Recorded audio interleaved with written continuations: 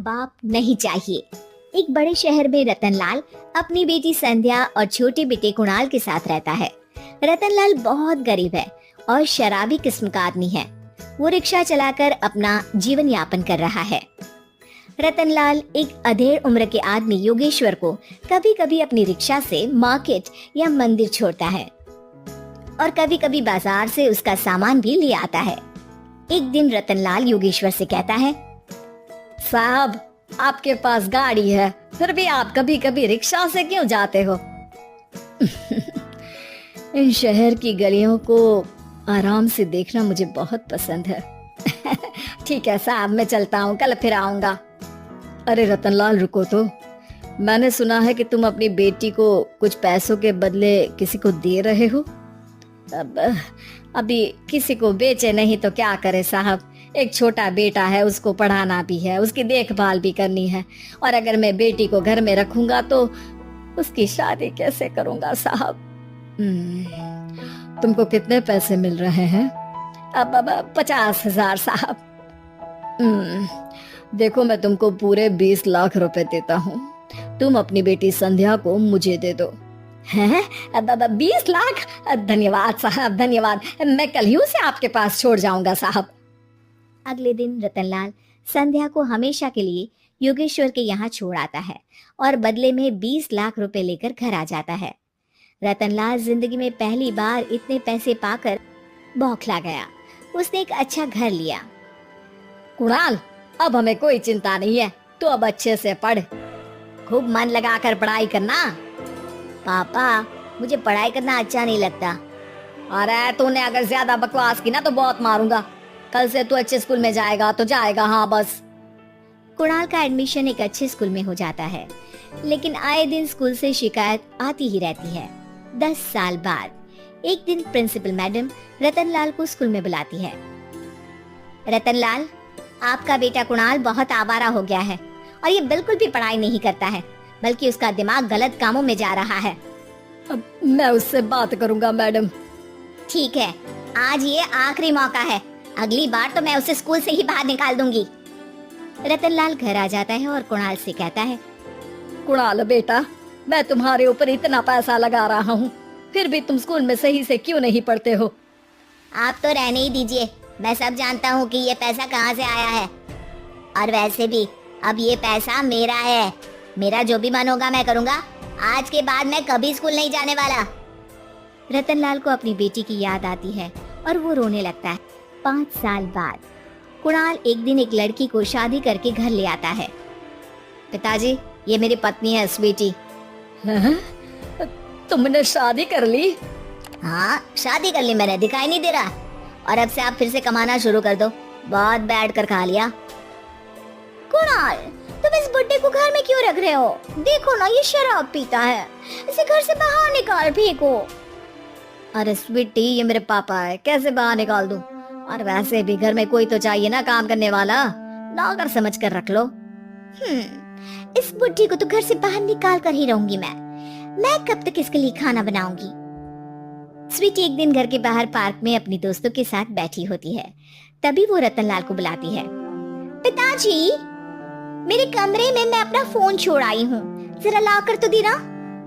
हाँ जरूर, अभी लेकर आता हूँ। रतनलाल फोन लेकर आ जाता है। कुछ समय बाद स्वीटी के फ्रेंड्स भी चले जाते हैं। स्वीटी अंदर आकर शोर मचाती है। चोर चोर! कहाँ है चोर? मुझे तो यहाँ कुछ नहीं दिख रहा। अरे ये अलमारी खुली पड़ी है, जरूर किसी चोर ने ही खोली होगी। अरे कौन आया था यहाँ? यहाँ तो पिताजी आए थे बस। अरे बहू, मैं चोर नहीं हूँ। मुझे तो आप पर अब बिल्कुल भी विश्वास नहीं है पिताजी, क्योंकि जब आप पैसे के लिए दीदी को बेच सकते हो तो आप चोरी भी तो कर ही सकते हो। अरे लेकिन वो सब तो मैंने तेरे भले के लिए किया था ना। मैं तो कहती हूँ कि हमें इनकी कमरे की तलाशी लेनी चाहिए। तुम बिल्कुल सही कह रही हो, चलो। स्वीटी और कुणाल दोनों रतनलाल के कमरे की तलाशी लेते हैं और उन्हें वहाँ स्वीटी की ज्वेलरी और पैसे मिल जाते हैं। मैं तो पहले ही जानता था कि चोर आप ही हो। निकल जाओ मेरे घर से और दोबारा अपनी शक्ल मत दिखाना। रतनलाल आंखों में आंसू लिए घर से निकल जाता है। स्वीटी मन ही मन सोचती है, आज तो मेरी प्लानिंग सफल हो गई। जैसा मैं चाहती थी ऐसा ही किया और बड़ी आसानी से उस बुड्ढी को चोरी का इल्जाम लगाकर घर से भगा दिया। रतनलाल की हालत अब ज्यादा खराब हो गई और वो सड़क पर बैठकर भीख मांगकर खाने लगा। एक दिन वहाँ एक गाड़ी आकर रुकी और सड़क पर बैठे सभी भिखारियों को अपने सेंटर ले गई। एनजीओ की मालिक संध्या एक एक करके सभी को सुविधा मुहैया कराती है। तभी उसकी नजर रतनलाल पर पड़ती है। पिताजी, संध्या तू? पिताजी आपकी ये हालत कैसे हुई? ये सब मेरे बुरे कर्मों की सजा है जो मुझे मिल रही है। मुझे माफ कर दे बेटी।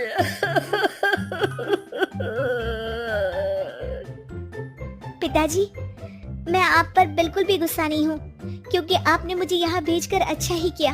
मेरी जिंदगी बदल गई। लेकिन ये सब हुआ कैसे बेटा?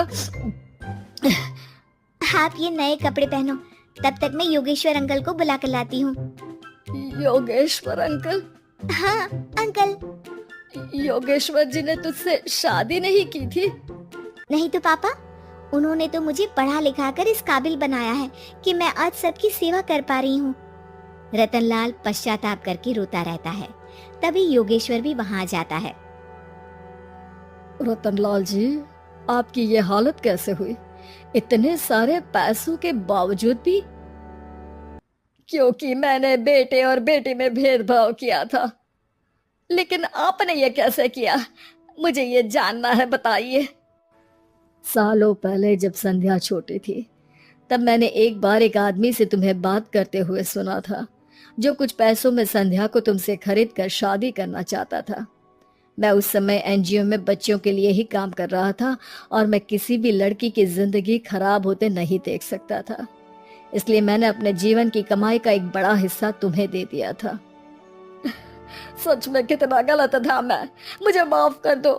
अब आप दोनों मेरे साथ घर चलो और आज मैं अपना सच्चा प्रायश्चित करना चाहता हूँ।